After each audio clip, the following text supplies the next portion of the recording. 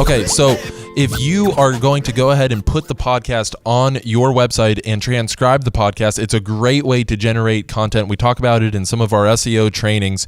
I want to give you guys 2 tools real quick for how to transcribe that podcast. Were you just referencing us, 2 tools? I want to give you guys 2 additional tools than just us. I thought it went like to where that third person thing, and then you were like doing third person self-deprecation. Yeah, it was kind of. I'm going to give you people 2 tools. Yeah. Okay. So we have rev.com. It's a great way to submit an audio file, and they'll actually transcribe it for you. Roughly $1 a minute. It's roughly $1 a minute. And guess what? Government keeps spending more money than we bring in, so your dollars are worth less every year. So it'll eventually be $1.10 per minute.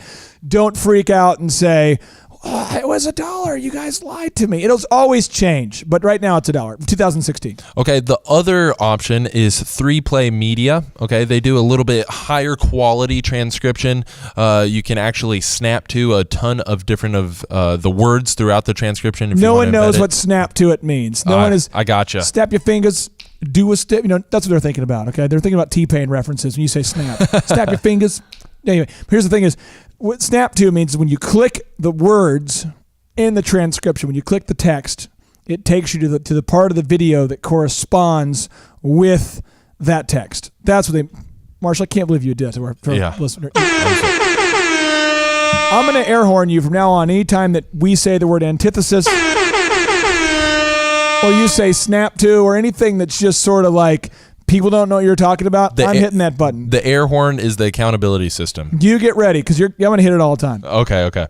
So we want to create this outline, but I know that you might have a question about how do I create this format? What format do I use? How should the entire podcast flow? So we actually have a downloadable. You can get this. We're going to run through it for you really quick. You mean they can download it? They can download it. Where? They can actually email us. See, that's what you said you can download it. People don't even know what you're talking about. Where can they download it? They can download it right there on the site in this training, or you can email us at info@thrive15.com. We have like the biggest website in the world. Where? This training, attached to this training. Where?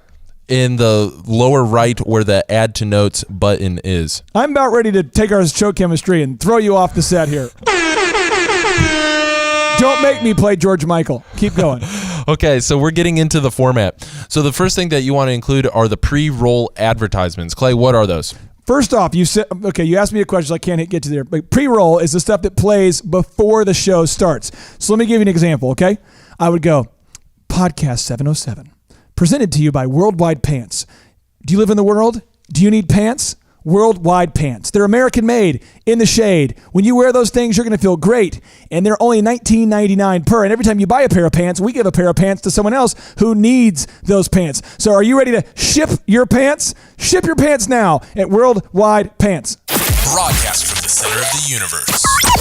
Featuring optometrists turned on. And now we're into the show intro. And USSBA on. That's how it works. It's the pre-roll, the stuff you say before the show starts. Okay, so the pre-roll, the podcast episode advertisements before you get into the intro. Absolutely. So the next thing that you need is the intro. Now, Clay, what is important in the introduction to include, and why is it important to have a high-quality introduction? One, your introduction is something that every time they think about it, is it Pavlov with the dog thing? Yeah, Pavlov.